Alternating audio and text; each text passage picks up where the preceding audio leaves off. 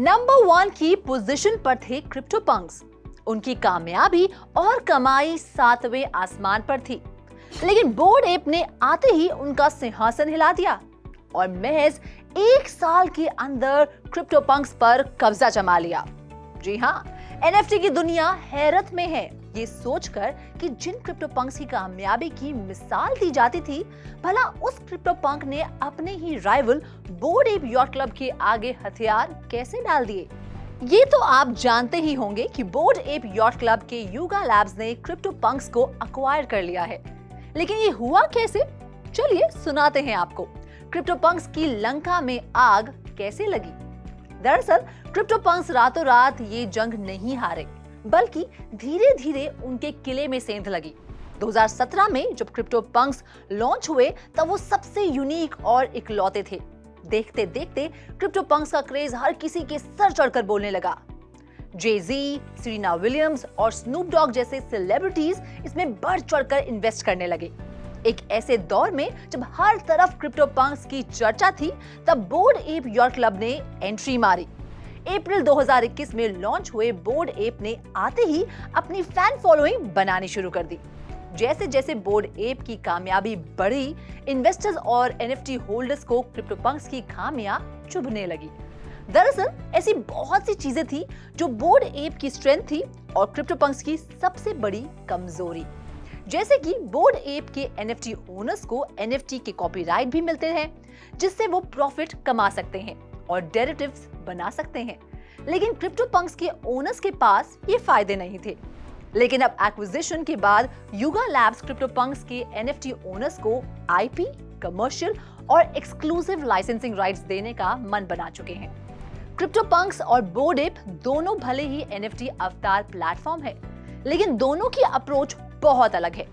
क्रिप्टोपंक्स जहां सिर्फ digital picture NFT है, वहीं बोर्ड एप एक क्लब की तरह फंक्शन करता है, जहां क्लब मेंबरशिप के साथ साथ कई बेनिफिट्स और सेलिब्रिटी अट्रैक्शन भी मिलता है। इतना ही नहीं, लॉन्च के महज 2 महीने बाद बोर्ड एप यॉट क्लब ने 2 और फ्री एनएफटीज लॉन्च की, the Bored Ape Kennel Club और म्यूटेंट एप यॉट क्लब, जिन्हें लोगों ने बेहद पसंद किया। इसके साथ ही एनएफटी होल्डर्स एक्सक्लूसिव मर्चेंडाइज खरीद सकते हैं। सोने पर सुहागा तो ये है कि इन एप इमेजेस को कमर्शियलाइज किया जा सकता है, यानी होल्डर्स इन्हें प्रोडक्ट मार्केटिंग और पैकेजिंग के लिए यूज कर सकते हैं। यहाँ तक कि इससे वर्चुअल बैंड्स तक क्रिएट कर सकते हैं। बोर्ड एप यॉट क्लब अपने एनएफटी होल्डर्स को इस हद तक पैम्पर करता है कि पिछले साल न्यूयॉर्क सिटी में खास एप क्लब मेंबर्स के लिए फ्री कॉन्सर्ट रखा गया, जिसमें द स्ट्रोक्स, क्रिस रॉक और कई स्टार्स ने शिरकत की। ऐसे ही कुछ गजब के फायदे हैं जिनकी कमी की शिकायत क्रिप्टोपंक्स के एनएफटी होल्डर्स ने ट्विटर पर की। उन्होंने लिखा कि लार्वा लैब्स अपने प्रोजेक्ट्स पर बिल्कुल ध्यान नहीं दे रहे और एप फेस्ट 2021 की तरह लार्वा लैब्स ने किसी कॉन्सर्ट या पार्टी का अरेंजमेंट नहीं किया और ना ही कोई पर्क्स दिए। लेकिन और कई बड़ी वजह थी जिसके चलते क्रिप्टोपंक्स का डाउनफॉल शुरू हुआ, जैसे कि होल्डर्स को कमर्शियलाइजेशन राइट्स और डेरिवेटिव एनएफटी प्रोजेक्ट पर कोई क्लैरिटी नहीं दी गई। इतना ही नहीं, क्रिप्टोपंक्स के सिस्टम में बग की वजह से होल्डर्स अपनी रैप्ड एनएफटी तक बेच नहीं पा रहे थे, क्योंकि इन रैप्ड एनएफटी को रैप्ड V1 एनएफटी करार कर दिया गया, जो कि इलेजिटिमेट थी।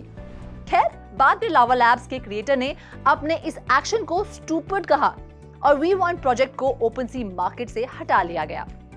लावा लैब्स की इन्हीं गलतियों की वजह से उनकी इमेज एक ऐसी वेब 2 कंपनी की बन गई जो रैपिडली इवॉल्विंग वेब 3 मार्केट को समझने और उसमें अपनी पकड़ बनाने में लड़खड़ा रहे हैं।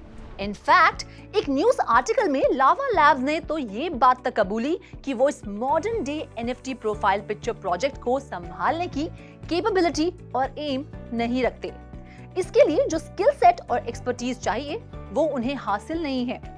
उन्होंने ये तक कहा कि यूगा लैब्स इस प्रोजेक्ट के इनोवेटर हैं और इस प्रोजेक्ट को ऑपरेट करने और इसके इर्द गिर्द कम्युनिटी बिल्ड करने में माहिर हैं। यही वजह है कि बोर्ड एप क्रिएटर्स क्रिप्टोपंक्स और मीबिट्स के आईपी को बेहतर तरीके से सस्टेन कर पाएंगे।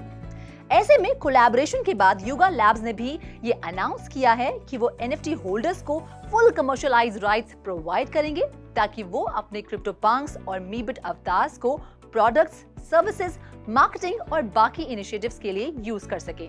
युगा लैब्स ने भी ये क्लियर किया कि वो क्रिप्टो पंक्स के इन प्रोजेक्ट्स को board app style membership club में बदलना नहीं चाहते और ना ही इन रॉयल्टी फ्री कलेक्शंस पर वो रॉयल्टी लगाएंगे, बल्कि वो क्रिप्टो पंक्स और मीबिट प्रोजेक्ट्स में streetwear, events and new IP के अराउंड गेमिंग जरूर शुरू करेंगे। युगा लैब्स किसी जल्दी में नहीं है, वो एनएफटी होल्डर्स को कमर्शियल राइट्स देकर उन्हें खुद इसे बिल्ड करते देखना चाहते हैं। ये तो महज शुरुआत है। जिस तरह से डिजिटल अवतार एनएफटीज का क्रेज परवान चढ़ रहा है, उसे देखते हुए तो यही लग रहा है कि आने वाले समय में कई बड़े-बड़े कोलैबोरेशंस देखने को मिलेंगे। आई होप ये स्टोरी आपको पसंद आई हो। This is Ruchi Sharma signing off. Keep watching crypto TV.